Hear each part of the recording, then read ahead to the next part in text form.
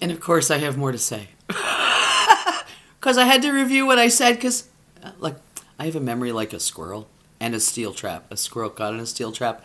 A steel trap made by a squirrel. I don't really know, and it doesn't matter anyway. Okay, here. And this is what happens.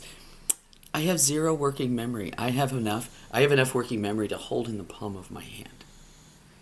Because it takes a lot of processing power for pictures. And to go back and forth to review pictures, because that's how I think, is an excruciatingly painful, long process. What was I going to talk about? Damn it. Hold on, I got to pause this thing and try to recreate what I was talking about and see it in a picture. Okay. I'm going to tell you how different my life is now. That I'm not a hostage anymore. That I am truly myself and I can't be anything else. I can't go back to silence. Because it's abuse. I was forced to be quiet every time that anything made me happy. Like fishing. Or art. Or writing.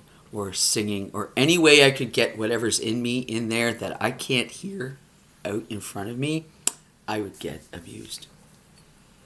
By the very thing that I used to bring it out.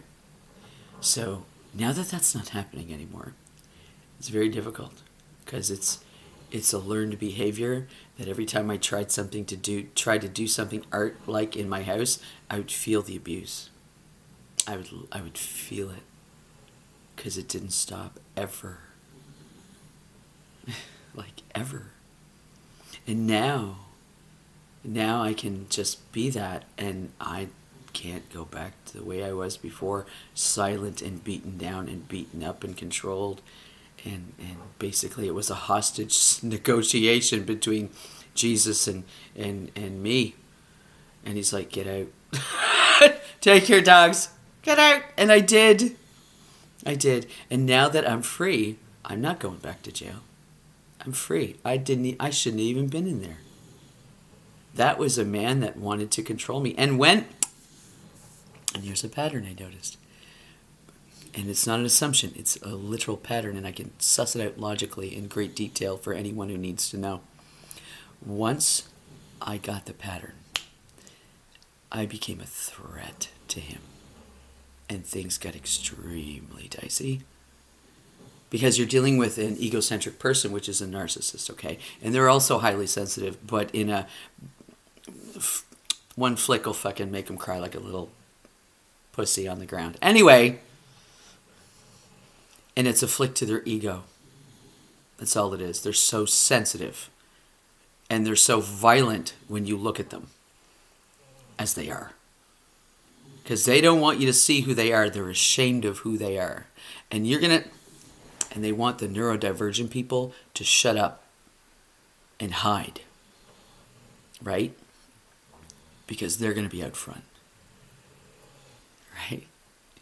And if you dare step in front of them in line or say you understand something that they want or they want to own or they want to make money from or they want to control, you're public enemy number one to that person or that group or whatever.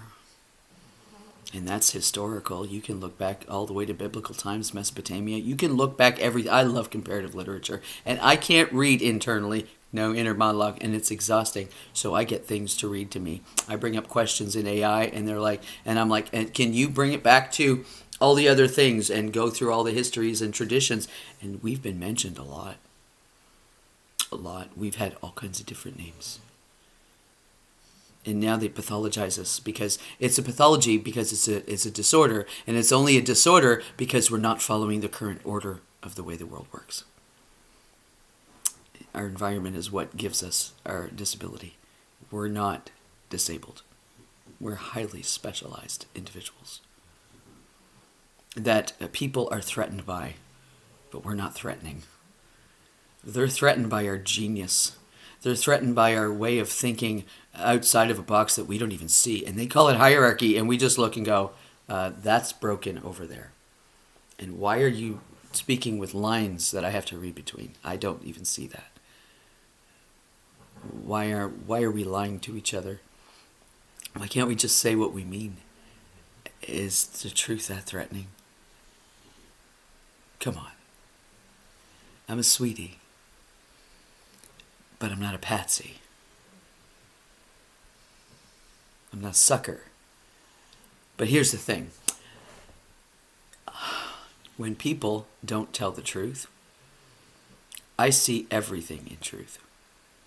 I see the truth. I see patterns that translates into pictures and words. Oh, I gotta go back for a second.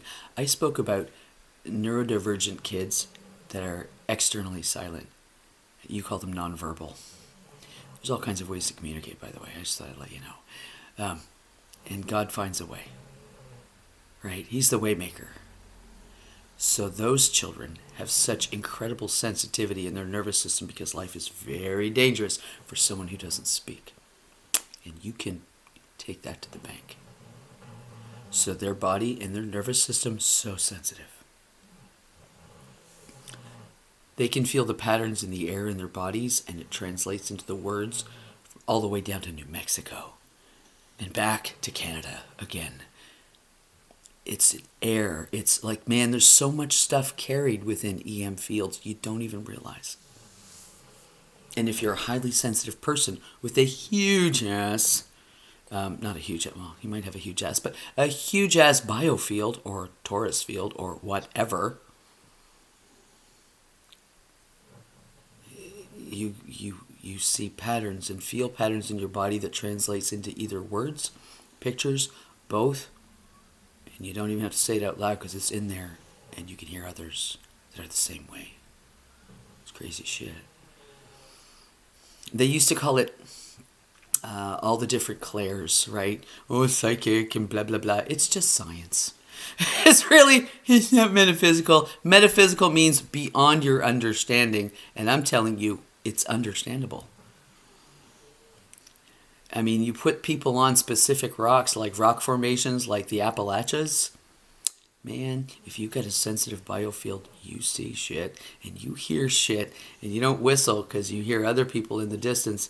Okay, I'm here too. Are you the devil? No, you're the devil. No, you're the devil! And sometimes all you hear, honestly, are other people's inner monologues that they're not even cognizant of a lot of times. Bodies are permeable. Your thoughts make electrical fucking shit in your body. Where's it gonna go? It has to go somewhere. If it stayed inside you, overload. Oh, which is what happens to me. If I don't speak or walk or use my inner voice to bring things out that I don't hear my inner voice. So if I don't bring it out, I get overloaded in my system by somebody coming up and saying, "Hi, how are you today?" Like, that's how quick it happens. That's how sensitive some people are. That's how abused some people are. That's how much people are in danger, and God still protects them with a highly developed, highly sensitive nervous system.